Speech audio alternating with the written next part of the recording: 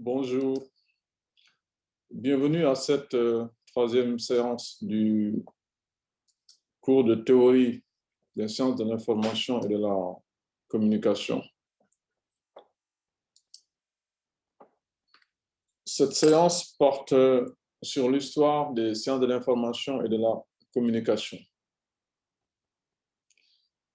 Donc, pour un peu parler de l'histoire des sciences de l'information et de la communication, il faudra repartir dans les années 1940-45, notamment pendant et même avant la Deuxième Guerre mondiale, pendant et à la fin de la Deuxième Guerre mondiale. Vous savez, à cette époque, il y avait beaucoup de renseignements entre les pays qui étaient alliés de la guerre, mais également entre les pays ennemis. Et chacun essayait d'envoyer des messages à ses partenaires sans pourtant que ces messages-là puissent être déchiffrés. Mais en réalité, l'histoire de la communication remonte avec l'arrivée des premiers ordinateurs, notamment ENIAC, qui est donc la première machine qui daterait de 1945, capable de faire des calculs de façon enchaînée, puisque, comme vous le savez bien, les premières machines étaient certes capables de faire des calculs, mais ces calculs ne se faisaient pas de façon automatique et enchaînée. Donc, si vous connaissez bien la machine de Pascal, qui est un peu l'ancêtre de l'ordinateur, et c'est à partir justement de cette machine-là que l'ordinateur a été en réalité créé.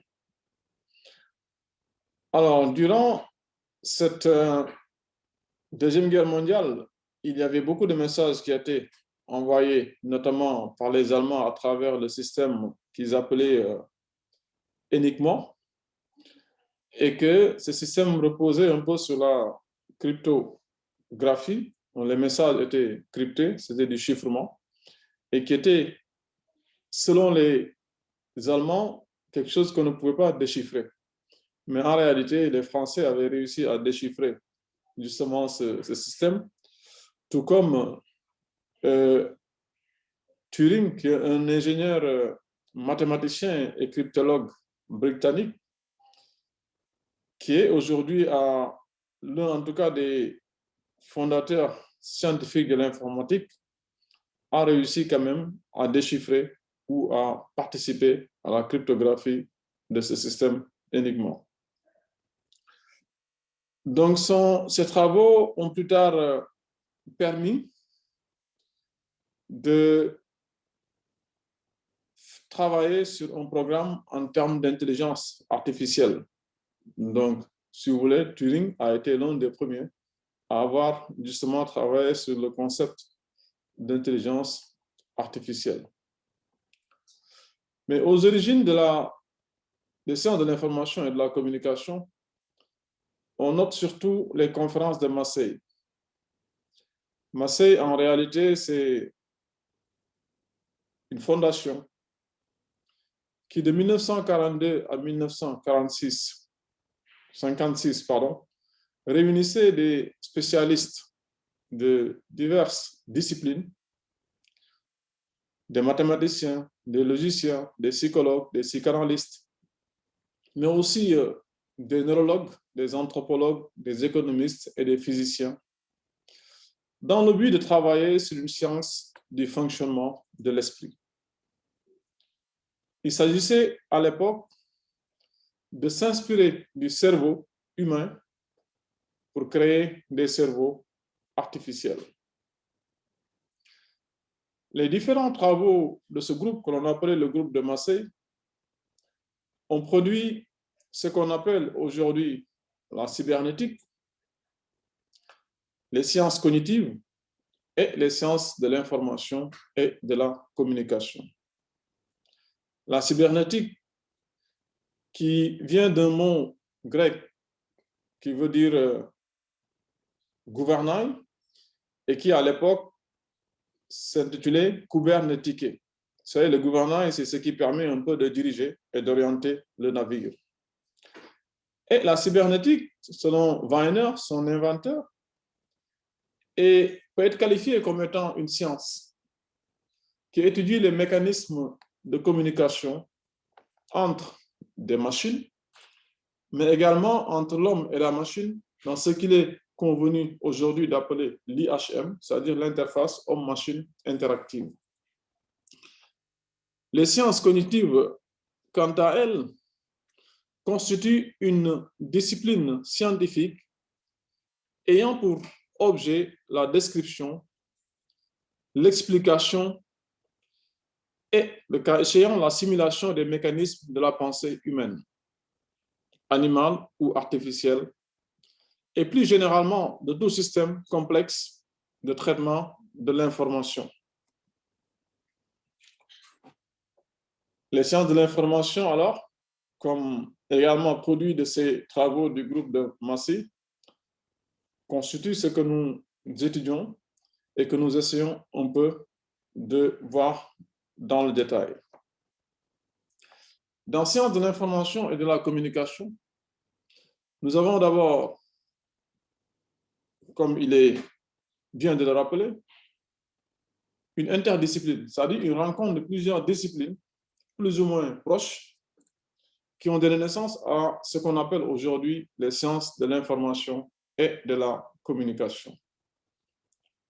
Donc, on a sciences de l'information et on a sciences de la communication. Lorsqu'on est dans un environnement anglo-saxon, on fait un peu la différence entre ces deux sciences, la science de l'information et la science de la communication. Alors que dans le modèle français, les sciences de la communication, les sciences de l'information et de la communication constituent une seule discipline. Mais dans sciences de l'information tout court, on retrouve des disciplines telles que la documentation, la bibliologie, les sciences de l'écrit, la biotechnologie, qui est une science ou technique de gestion des bibliothèques. Mais dans les sciences de la communication de façon plus large, on a tout ce qui concerne la communication organisationnelle, les médias, la culture, la sémiologie, donc l'étude des signes, mais tout simplement les technologies de l'information et de la communication. C'est donc un mariage avec des sciences de l'ingénieur, telles que les théories du signal, qui sont plus étudiées en télécommunication, mais également l'informatique. Et la question qui se pose fondamentalement en sciences de l'information et de la communication, puisque nous avons déjà vu ces notions par ailleurs, c'est est-ce qu'il est possible de transmettre une information sans communiquer? Ou alors, peut-on communiquer autre chose qu'une information? Pour répondre un peu à cette question, Robert Escarpit, qui est un philosophe français que nous connaissons tous, a avancé que la communication est un acte et que l'information est son produit. Toujours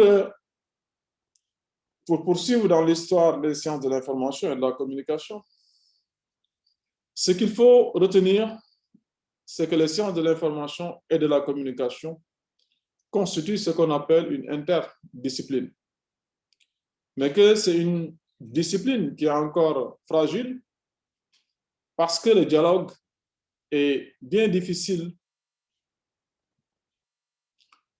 entre de nombreux champs de recherche et de chercheurs issus de différents domaines.